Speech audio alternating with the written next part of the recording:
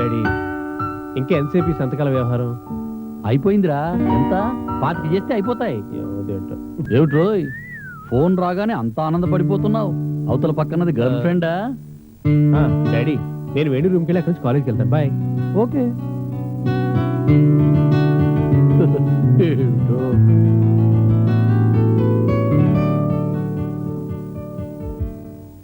Hi వదినా, బాగున్నావా? సీతమహాలక్ష్మి రారా కూర్చో. ఎప్పుడొచ్చావు?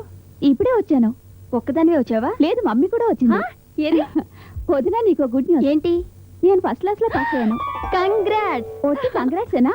పార్టీ లేదా? ఓకే, ఏం కావాలో కోరుకో. కావాల్సినప్పుడే అడుగుతానులే. అమ్మా రమ్య, రెండంటీ. నాన్నెక్కడా? ఎవరికో జాబ్ కోసం రికమెండ్ చేయడానికి వెళ్ళారంటీ. వచ్చేసరికి లేట్ అవుతుందన్నారు. అలాగా, అన్నయ్య ఎప్పుడు అంతే, ఎవరో ఒకరికి సహాయం చేస్తూనే ఉంటాడు. మరి మాయ అంటే ఏమనుకున్నావు? ఏంటంటే విశేషాలు? ఏముందమ్మా, ఇదిగో ఎప్పటి నుంచో ఇది మీ ఇంటికి రావాలంటుంటే ఈనాళ్లే కుదిరింది. పోనీలేండి, ఇప్పటికైనా కుదిరింది. వదిన, మనం వంటింట్లోకి వెళ్ళి స్వీట్స్ తయారు చేసుకుందాం. రమ్య, మా కోసం ఏమీ తయారు చేయొద్దమ్మా.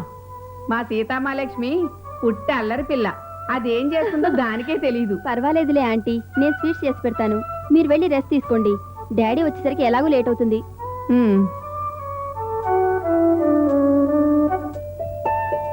వదినా, అన్నయ్య నీ గురించి అడిగాడు. ఏం చెప్పాడు? అబ్బా, నేను చెప్తానా? నాకేంటి లాభం? చెప్పకలేపో. అబ్బో, వదినమ్మ కోపం వచ్చింది. ఏం చెప్పాడు చెప్పు.